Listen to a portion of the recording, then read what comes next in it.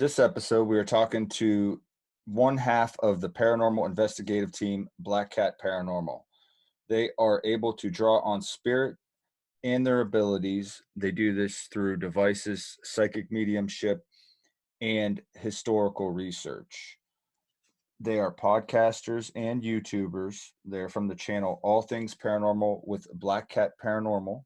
I'd like to welcome Emma to the show. How you doing, Emma? Hello, I'm good, thank you. Thank you for inviting me on.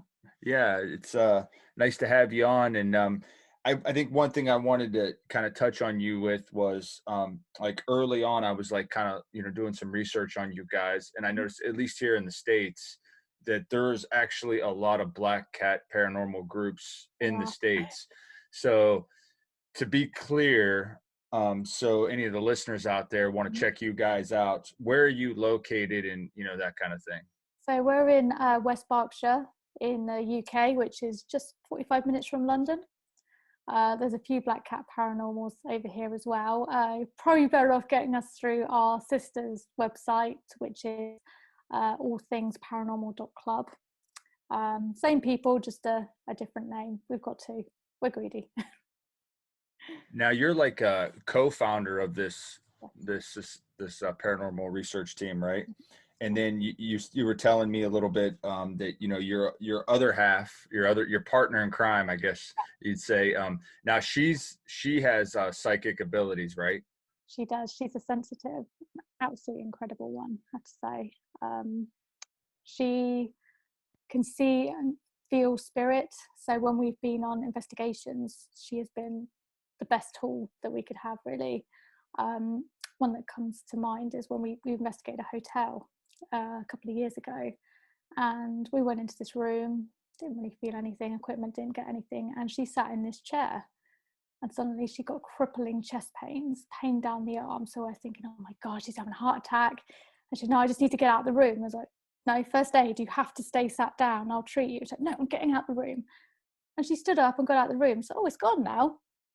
And I didn't realize at the time, but the manager was stood behind us, and she had gone white as a sheet, and she was shaking. And we said, well, she's fine, she'll be all right, we're going to call an ambulance. She said, no, it's not that, it's that chair. A couple of months ago, a man died in that chair. He had a heart attack and died, and apparently she had talked to the guy's family, and they said, well, we don't want this hotel to be associated with his death, and obviously it's not good for business knowing that someone's died in the hotel. So they agreed to keep it quiet. So there was only 3 people in the entire world that knew about this guy's death, and the manager was one of them, and she hadn't mentioned it at all. Obviously we did get Claire checked out, she was fine. So she was possibly picking up on that energy, or what that person was going through. Yeah, we think she was picking up on the energy, and it was so spooky. I think for me, I believed what Claire could do before because I'd seen it. Mm-hmm. But to actually have someone there say, what you're experiencing now, someone else experienced a couple of months ago, and it's very spooky, very, very spooky. What started your interest in the paranormal? Kind of what has kind of led you on this path that you're currently on, you and your partner? I've always had an interest in the paranormal and spirits in particular. Always been curious about what happens after death. And in 2014, I booked onto a ghost hunt with a local paranormal group, and that's where I met Claire. And from there, we just went on ghost hunts, little ones, and then I think it was 2016 we decided to start our own group. And there was a couple of us, and we hosted ghost hunts and a couple of haunted houses in our area, and the interest just grew from there, really, because I could see what Claire could do, and it just opened up a whole wide range of opportunities, because my other interest is history. So for me, history and ghosts, they go hand in hand. Especially when we go to a museum or somewhere like that, I can spend some time looking around the museum. I'm not rushed. I can, learn about all the history there. So yeah, for me, it's an interest that keeps growing. And now that we've got All Things Paranormal as well, that gives us an opportunity to talk to people all over the world with an interest, and we can hear their stories, which I absolutely love. We've heard some incredible stories since lockdown began. Yeah, I noticed that about you guys, and that's one thing I can appreciate because I do believe history goes hand in hand with the paranormal. And watching some of your guys' videos, I noticed that you in particular seemed like you really had the history down of a location when you would talk about it. And to me, for me, I love that kind of stuff to learn a little bit of the background. Now, I'm sure there's been, but maybe are there some examples of maybe a location that you did the historical research on and then maybe had some things kind of that complemented the history of the Yeah, location? I can give you a great example. So just after me and Claire met in 2014, it was a Saturday night, and she texted me and she said, I really want to go on a ghost hunt. I'm really bored. I said, okay, how's about this? How's about I take you on a mystery tour? So I'm going to pick the location. I'm not going to tell you where it is, because at this time I kind of wanted to check out, validate her skills, as it were. And it sounds mean, but I wanted to see what she could do. So I live in Newbury, which is about half an hour away from Claire. She didn't know Newbury very well, so I just gave her a postcode and said, go here. And we walked over to a castle, which is in my hometown. It's a old castle. It's not lived in. It's kind of like the ruins, I suppose, of a castle. So you can walk around it. And I took her to this castle and I said, right, okay, I grew up here, so I know all the history. I know all the ghost stories. I'm not going to say anything to you. Tell me what you pick up. And we walked around to this one particular spot, and she picked up the spirit of a guard. I was like, yeah, okay, that's one of the ghost stories. And then we walked around, and she said, she's just got this, said, I don't like it here, this spot, it's really uncomfortable. So I can feel a man here, an angry man. And I was like, okay, yeah, that's another one of the stories. And as we went round, she just picked up on so much. It was amazing, absolutely amazing. She had no idea where we were going to go. It was just incredible. It was being able to stand there and say, yeah, that's right, that's right. And it's a really haunted spot as well. We've had people message us who are absolute skeptics. They do not believe in ghosts. They do not believe in the afterlife. And they've messaged and said that they've seen something or they felt something. So there was one of my friends who went up there for a run a couple of years ago. And she messaged me and said, look, I don't believe in ghosts, but something tapped me on the shoulder. And when I turned around, there was nothing there. And it is just such an active location. So I already knew it was haunted. I just wanted to see what she could get. And she got everything. It's amazing. Yeah, that's cool, and I'm sure that's a big deal when it comes to being a paranormal team. To have somebody like that on your team is probably very helpful. What kind of other equipment do you guys use out in the field? So we try and not take too much with us, because we always say that the best equipment you can take is yourself. So we take a DVR voice recorder, so we can try and capture some EVPs. We've also got a spirit box as well, which we've got some really good results from. And that's pretty much it, really. We did used to have all little bits and stuff, and it just got too much to carry. And what we tend to do on our ghost hunts is we just go out, we sit, we have a chat, and we see what we can get. And we just try and have fun with it. We don't take ourselves too seriously. When we went to the castle and did a ghost hunt, the haunted one I just told you about, we just literally sat there laughing and just having fun. And I don't know if it was because we were so relaxed, we heard someone growl behind us, and we turned around thinking, someone's followed us up here, and there was nothing there, absolutely nothing. And we think, maybe he was feeding off our energy because we were laughing and just having fun.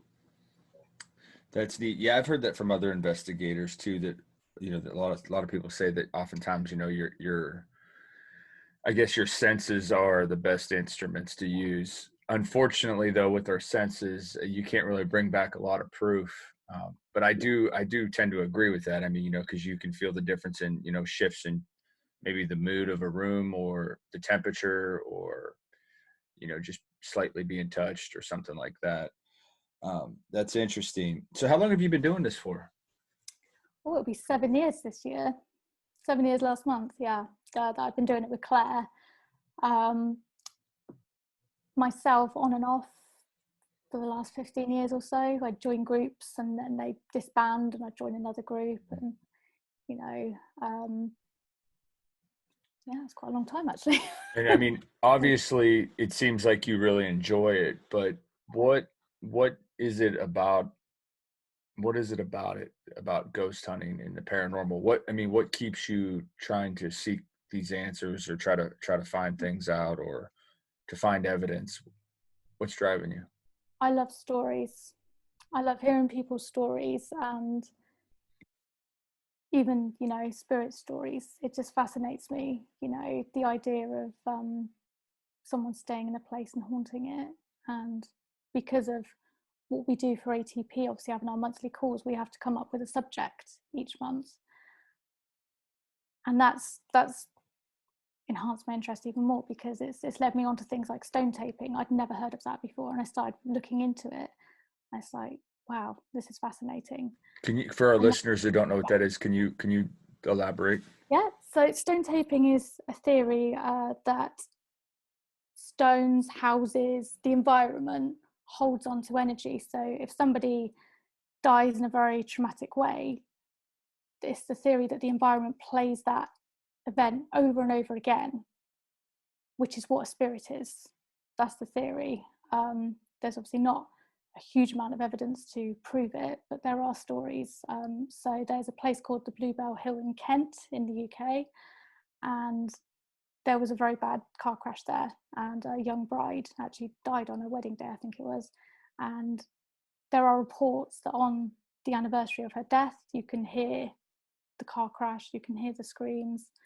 And another famous one's Edinburgh Castle.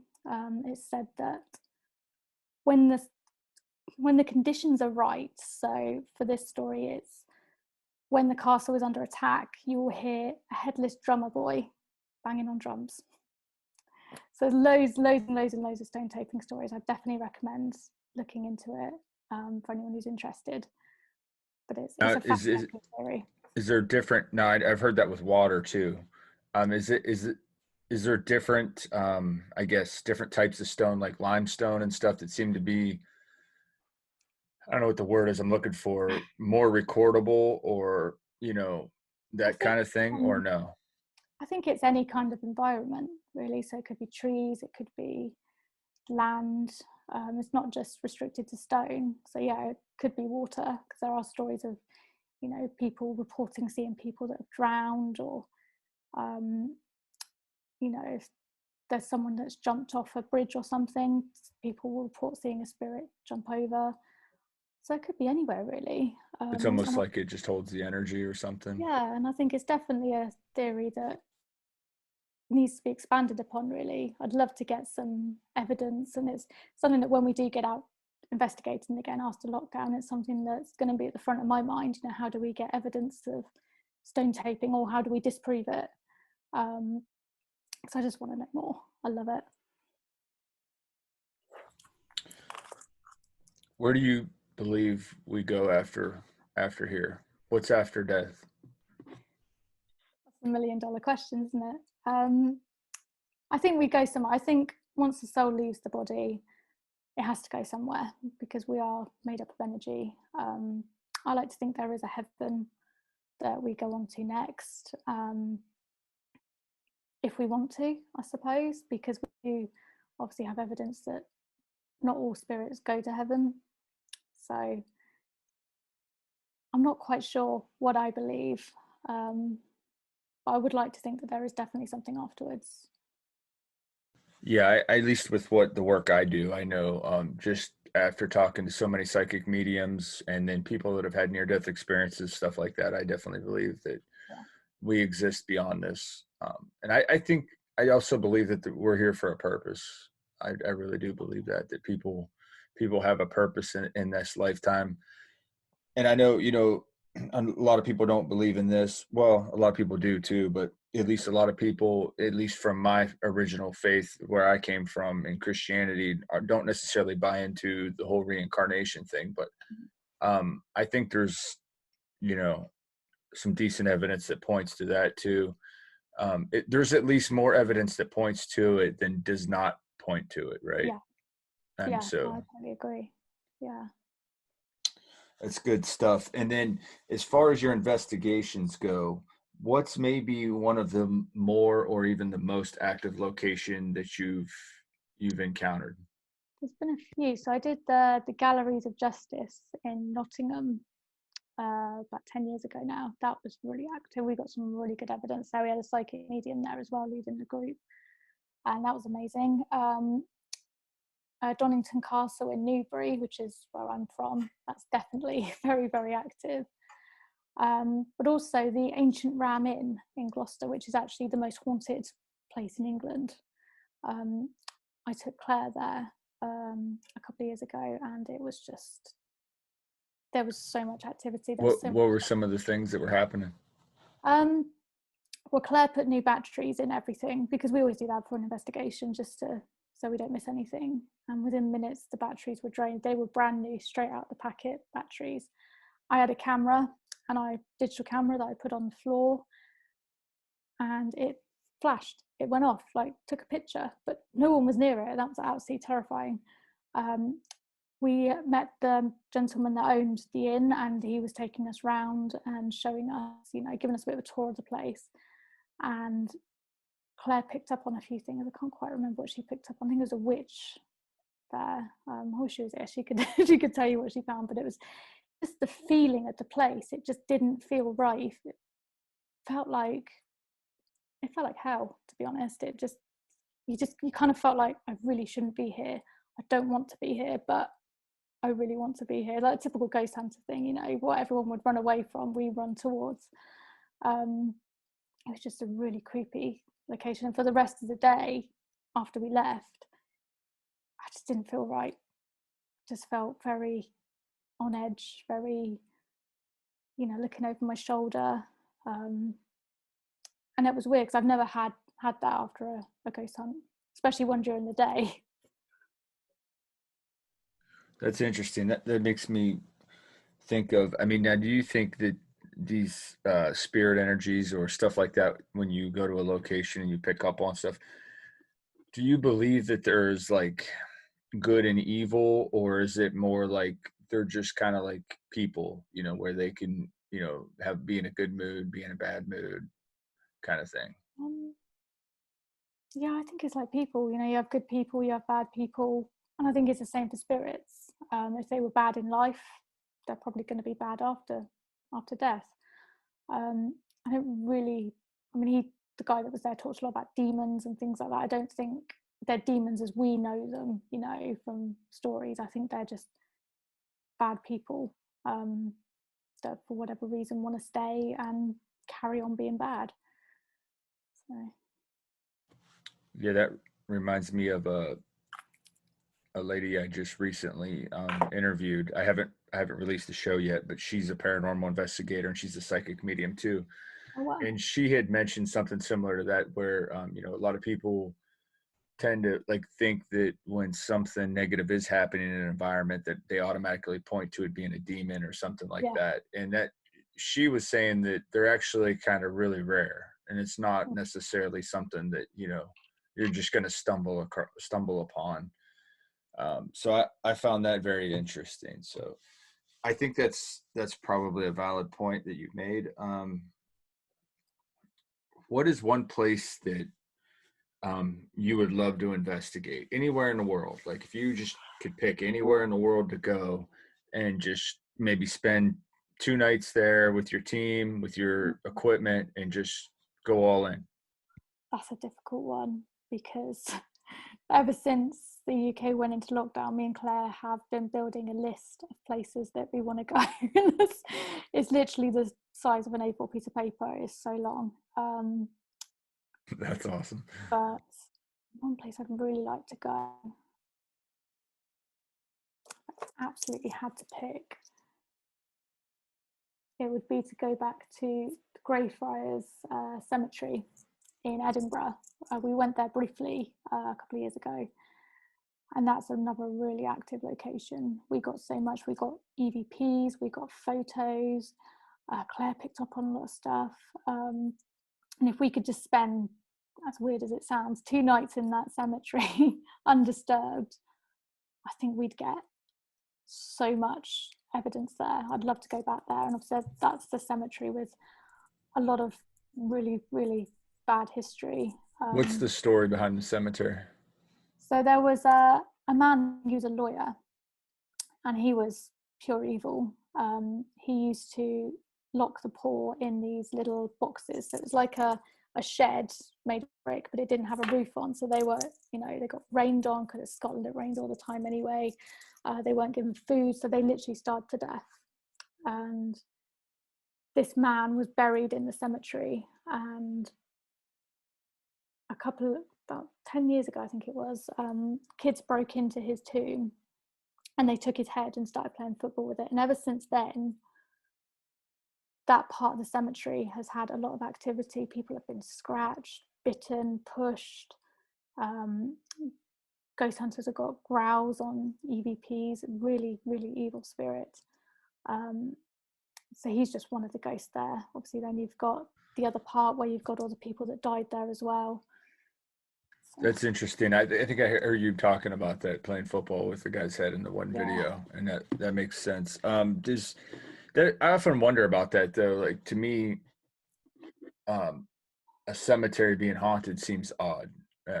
Because like, to me, I'm like thinking to myself, why would a spirit want to hang out at where they're buried at? You think they would want to be somewhere where they spent time in life?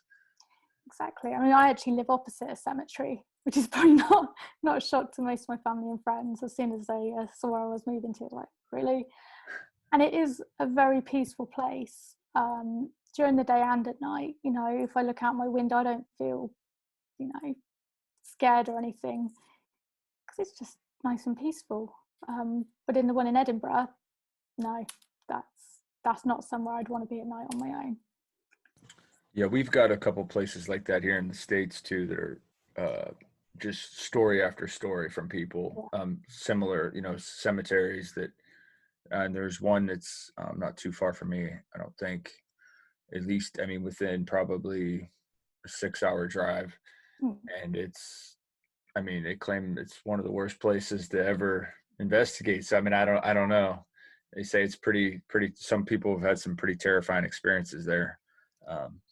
So that's interesting, but it makes me wonder if something else is going on in that location other than just, spirits hanging out at their grave sites. And it's always worth looking at what was there before it was a cemetery, because you never know. It could have been a settlement or something. There could have, been a war there or something, battle, or witchcraft or something like that could have taken place. What are your thoughts on that? Like witchcraft and people being able to open up portals or do things like that? Myself, I don't believe in that so much. I mean, witchcraft stemmed from the pagan, the wise women that used herbs and things to help people get better, things that we still use today. So for me personally, I don't think there's portals or anything like that, but I'm always open to those kind of ideas. I love looking at where those legends and things came from, and if anyone does believe in it, I'm always open to listening and finding out why they believe in it, because you never know. If ghosts are real, which I think they are, then why aren't there portals to another world and things like that? And things like ley lines, that's another area that I'm really, really fascinated by, and I really do believe that there's something in that. So why not have portals? Yeah, that's interesting. They talk a lot about that too with like satanic rituals and stuff as well. Makes me wonder, what do you believe is going on with these spirits? I mean, obviously you believe that some of it's just recorded and trapped energy, but I mean, do you really think that there's some consciousness involved in some of these, or is it like a fragmented part of somebody's soul? Because to me, I don't know, at least personally, I have a hard time buying into that, like, you pass away and then you're just trapped here in one spot unless you want to be in that spot. I mean, I don't know. What are your thoughts? So I think there's a choice, go or stay. And I think the ones that stay either stay because they want to, or because they have unfinished business. Maybe there's something they're not ready to leave this earth. Maybe they don't believe they're dead. They do say that if you die suddenly, then you may not realize you've gone. So it's that kind of, they don't want to go. They don't want to believe they're dead. They want to carry on their life because they're in denial. And I think that when we grieve when someone dies, I think they grieve as well because they've lost a life. They don't get to see their family. They don't get to touch them or be with them. So I think there's that grieving process as well, and that might be a part of it.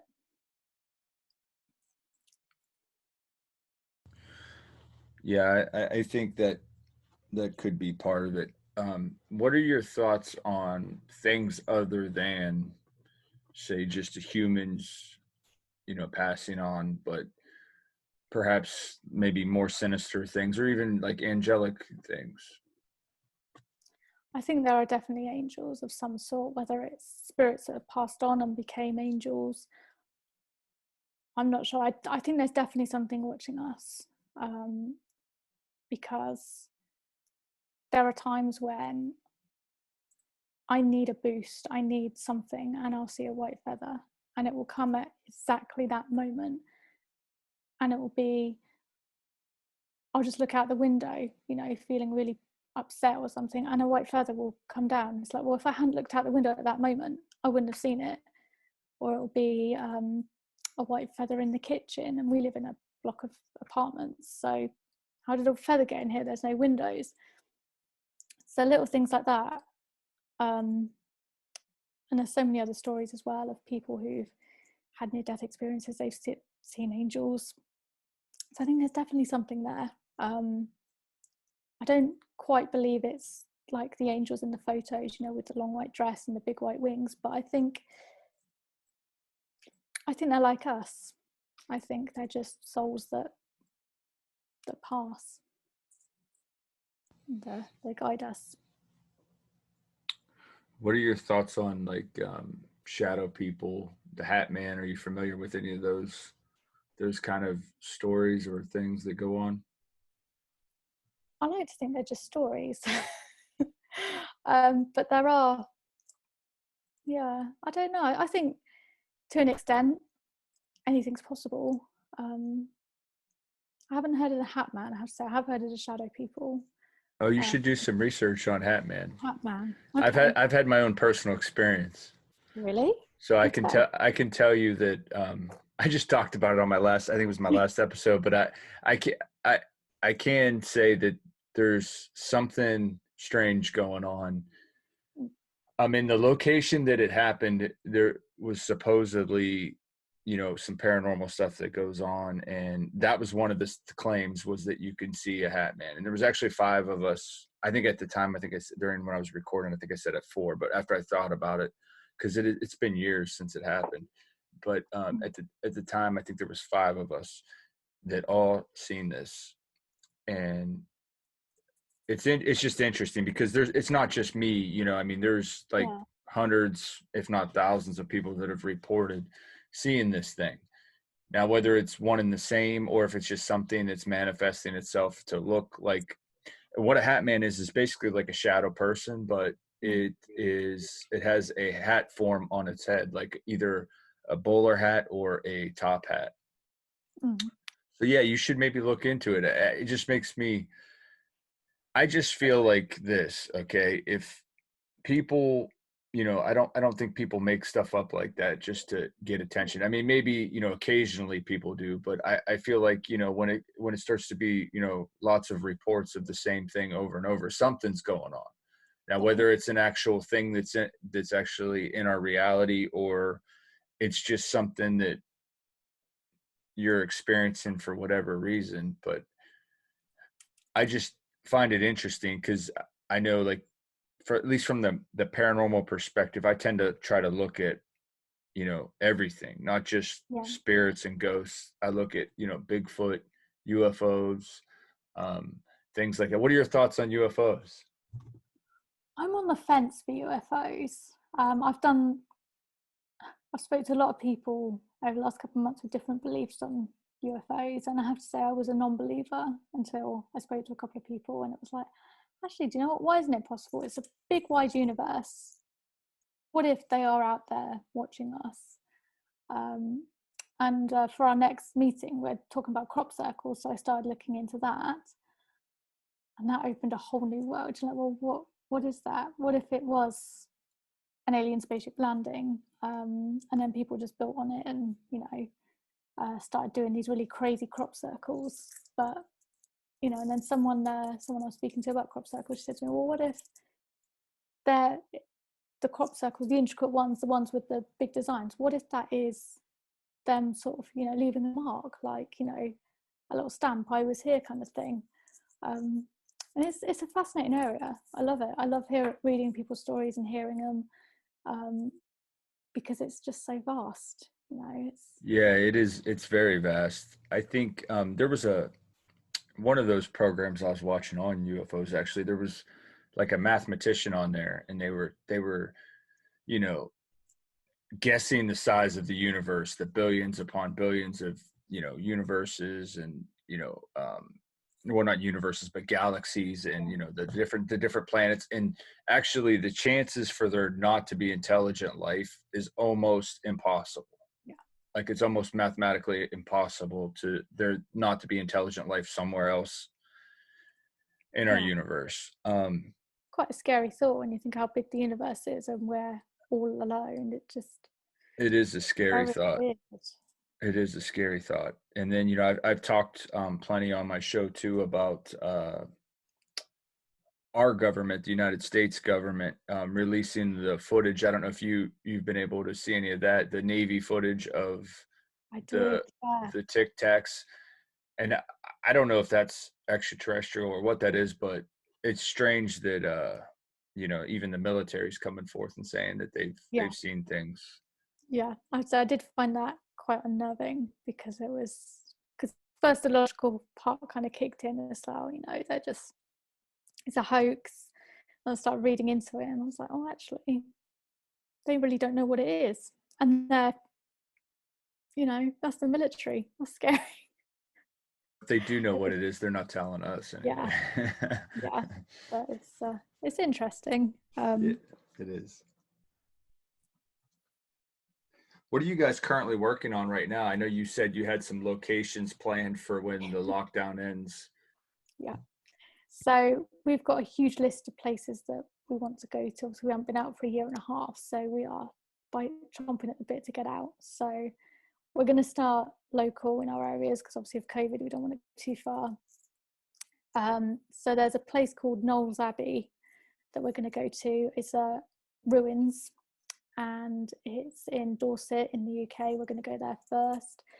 We're going to go to a place called Hellfire Caves as well. I can't remember what that one was. That was witchcraft, satanic rituals, all that kind of stuff. So apparently a very active location, so we're going to go there as well.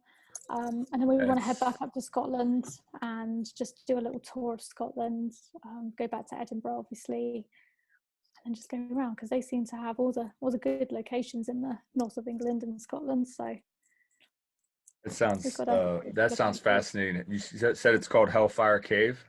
Yeah. That's interesting. Yeah, just be careful. Yeah, I mean, you never know. Seems like might be some dark stuff going on there. Especially with Claire there, she'll pick it up, I can guarantee. Yeah. Now with her, is that when she does pick up stuff like that, it's probably draining to her, no? Yeah, it does use a lot of her energy. Thankfully, she's got bundles of it. She's absolutely nuts. That's why we love her. She's always laughing. She's always smiling, and drinking coffee and everything. We always take lots of snacks just to make sure that her energy levels are topped up. But yeah, she's brilliant. That's awesome. That's good. So what are your guys's I guess plans for the future with the team? I mean, what are some of your goals? I mean, obviously it's to keep investigating and stuff like that, but I mean, definitely we want to go abroad. We want to go to America and do some investigating over there, definitely. In terms of ATP, we've kind of made a little business out of it, which is good. So we have monthly Zoom meetings, and we've got people from all over the world who join us, and we just talk about the paranormal. You know, we'll start with talking about UFOs, and then we'll end up talking about Bigfoot and spirits and experiences, theories, all sorts. So we really want to grow that, and keep going. Maybe have a couple of meetings a month rather than just the one, so that people from around the world can join. Because we've got to meet so many amazing people. We've grown our network, and we want to keep growing that network. So we've got people in New York, New Jersey, everywhere. And we still said to them, right, when we come over, we're going to stay with you. And then they're going to take us around all the haunted places. So we want to just keep growing our network, keep growing our reach. And when lockdown does hopefully end on June 21st, we're going to get out there. You know, most people will be hitting the bars and the nightclubs. We're going out ghost hunting. That's awesome. You mentioned Bigfoot in there. What are your thoughts on Bigfoot? I think it's possible. I have to admit, I was a non-believer. I thought, you know, it's not possible until I started looking into it and watching a documentary on it. And I don't see why not. Why he couldn't be, you know, living in the wild and learnt that humans are bad and, you know, hid away. I mean, there could be thousands of species out there that we don't know about because they've learned to hide from humans. So I don't see why not. I think it's possible.